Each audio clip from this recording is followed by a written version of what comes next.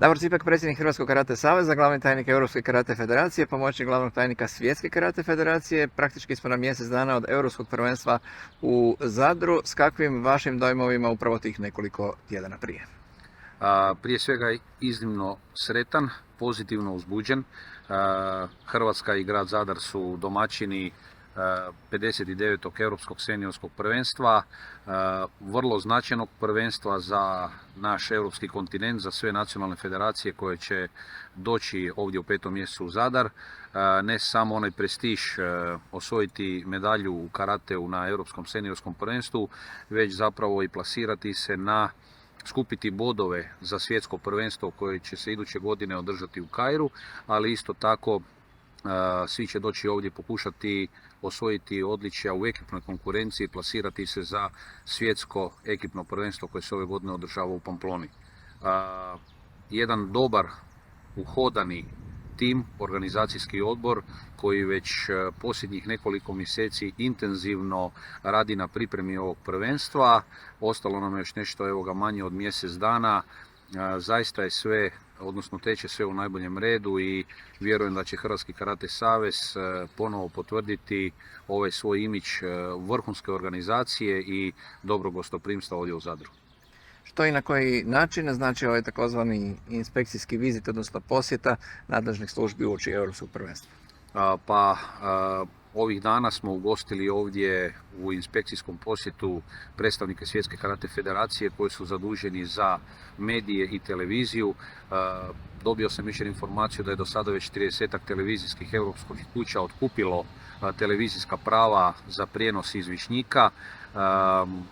Mislim da ćemo na najbolji mogući način, zapravo uvjeren sam da ćemo na najbolji mogući način i u tom dijelu odgovoriti svim ovim izazovima, svim njihovim zahtjevima i da ćemo zapravo tih dana od 6. do 12. svibnja poslati u Europu najljepšu sliku same organizacije i naravno našeg sporta.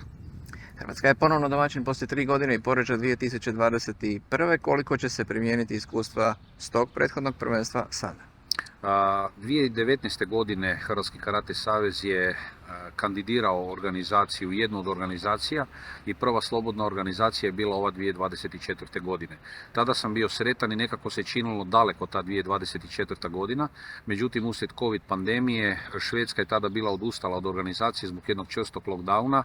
Tu se ukazala prilika za one najhrabrije.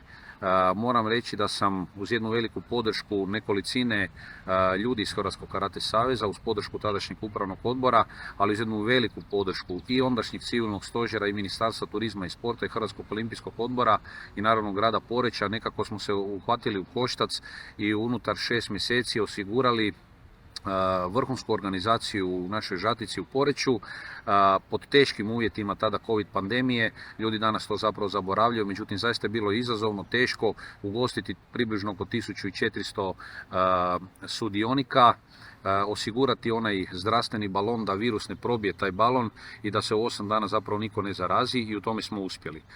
Kompletan tim je ovoga puta angažiran za ovo prvenstvo u Zadru. Hvala Bogu bez pandemije, bez tih problema. Dakle, zaista ne trebamo o tome voditi brigu, nego je sva ona naša aktivnost usmjerena da ovo izvedemo na najbolji mogući način i da ondašnju organizaciju iz Poreča, za koju smo dobili sve pohvale, dignemo na još jedan nivo više. U razgovoru sa predsjednicima Europskih karate federacija, nacionalnih saveza Europske karate federacije, svi nekako bezbrižno dolaze u Hrvatsku jer znaju da kada Hrvatski karate savez nešto organizira, da je to zaista na jednom nivou i bez problema.